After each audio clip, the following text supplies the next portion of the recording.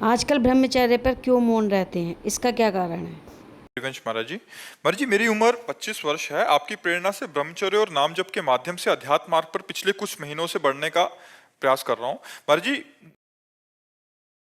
मुझे पूर्व में भोगों के प्रति रहे मलिन मन के प्रति खेद उत्पन्न होता है। मेरा सवाल है कि महाराज जी, हमारे देश में ब्रह्मचर्य जैसे विषय पर बचपन से ही माता पिता और हमारी शिक्षा प्रणाली खुलकर चर्चा क्यों नहीं कर पाती? महाराज जी, वर्तमान में ये कैसे संभव हो पाए? बहुत कठिन है बच्चा।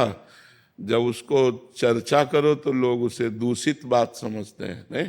जैसे कहा जाए अपने कि भाई आप लोग को एक अवसर मिला है। हमारे शास्त्र में जीवन को 4 भागों में बांट दिया गया। पहला ब्रह्मचर्य, दूसरा गृहस्थ, तीसरा वानप्रस्थ और चौथा सन्यास। ये पूर्ण मानव जीवन की पूर्णता है। अब जब नींव ही ना होगी तो महल कैसे खड़ा हो जाएगा? मनुष्य जीवन की नींव है ब्रह्मचर्य। अब छोटे छोटे बच्चों में गंदी बातें आ गई हैं मोबाइल के कारण और कुसंग के कारण।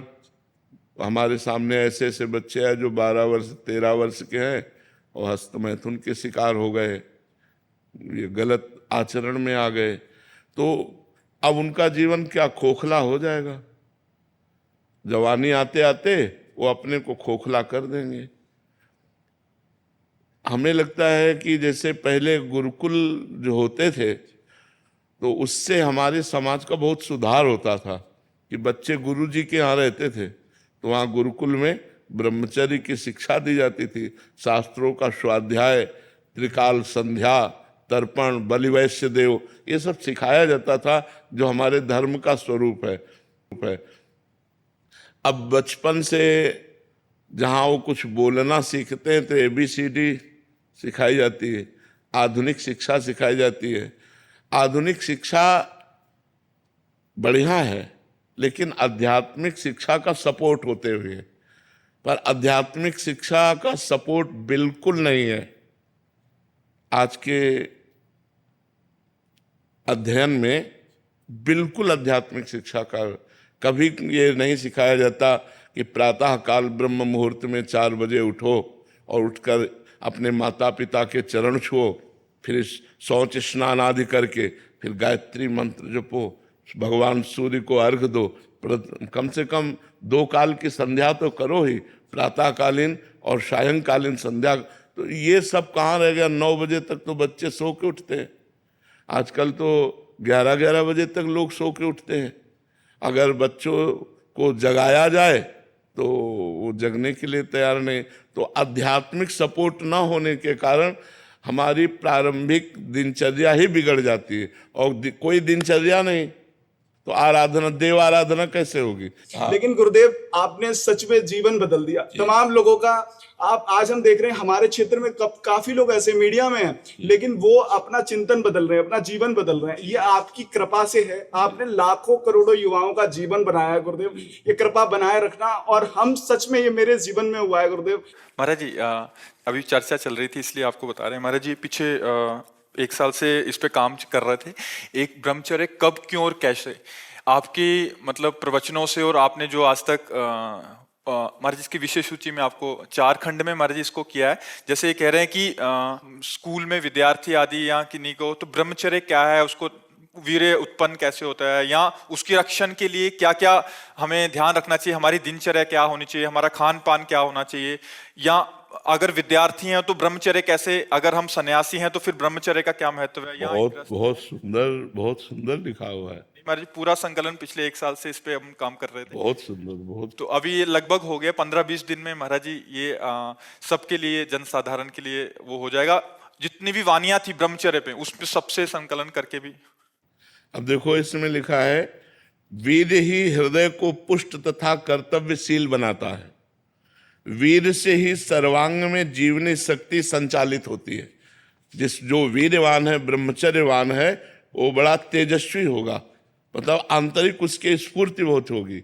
वीर से ही मस्तिष्क शांत और विचार शक्ति संपन्न रहता है। ओवर थिंकिंग, जो निगेटिव चिंतन है, ये काटता है। जो ब्रह्मचर्य है वो गंभीरता और शांति प्रदान करता है।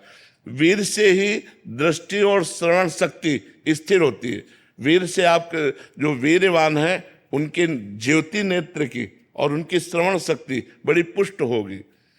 वीर से निर्भयता आती है, वीर से स्वतंत्रता आती है, वीर से उत्साह बढ़ता है, वीरवान साहसी होता है, वीरवान पराक्रमी होता है, वीरवान आलस्य रहित होता है, वीरवान को रोग दबा नहीं सकता, वीरवान निर्बल नहीं हो सकता, उसके अंदर आत्मबल होता है, कलुषता नहीं होती, दंभ नहीं होता, पाखंड नहीं होता, अज्ञान नहीं होता और अविनय नहीं होता। वीरवान विनयी होता है।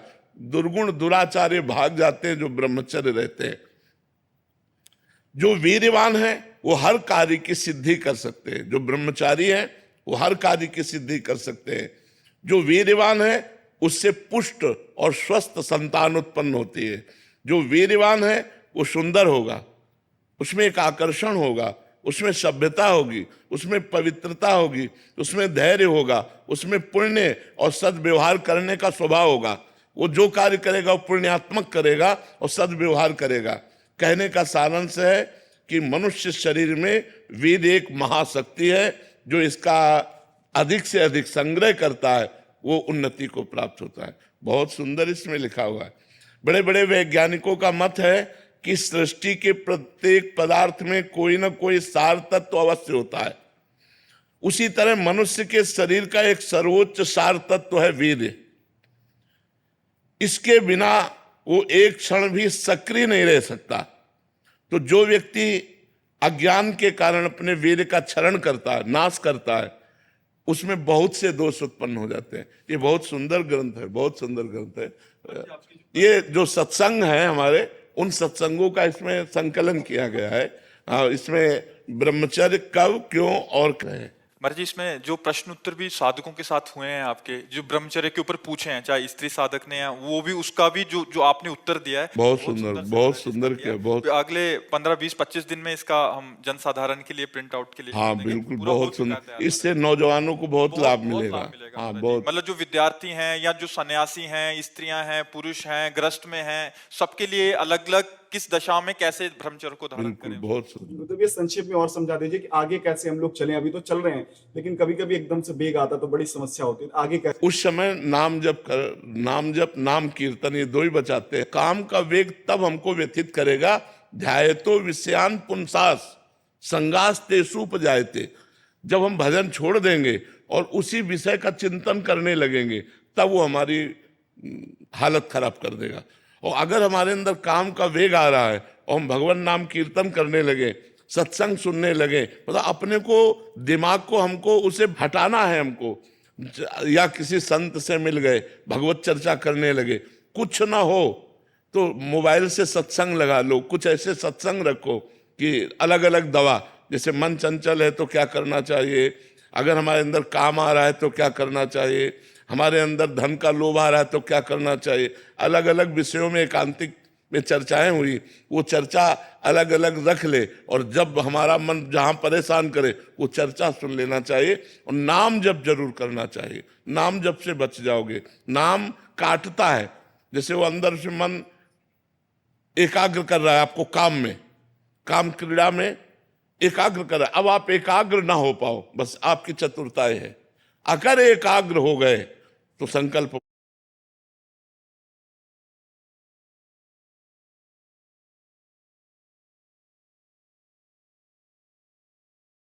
बन जाएगा और संकल्प बन जाएगा, फिर गड़बड़ हो जाएगा। संकल्प ना बनने पाए, वो बार बार पेश करेगा, पीछे के संयोग पेश करेगा। जो पीछे गलती हो गई वो सुख आपके सामने लाएगा और आपको आकर्षित करेगा। आपको हटाना है, राधा राधा राधा राधा राधा, और एक बार हटा लिया आप और कोई क्रिया नहीं हो पाई तो अगली बार वो 80% में आएगा, 100% में नहीं आएगा। और अगर दूसरी बार हटा दिया तो वो कम होता चला जाएगा। कम होते होते फिर स्फुरण होता है और खत्म हो जाता है। फिर धीरे धीरे स्फुरण भी खत्म हो जाता है। पर ये बहुत लंबा प्रोसेस है, ये नहीं कि 2-4 साल